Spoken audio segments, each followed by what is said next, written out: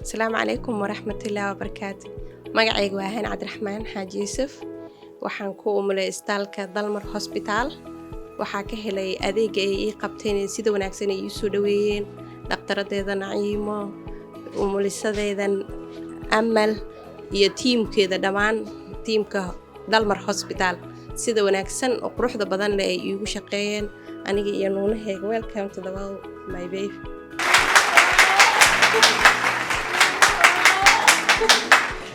sida quruxda badan leh ay igala qayb qaateen farxadeeda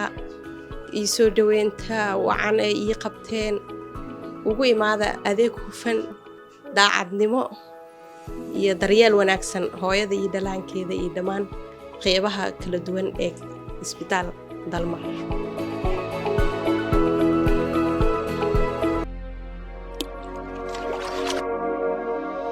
Dalmar Specialty and Teaching Hospital. يكسجينو وعافمات كاغا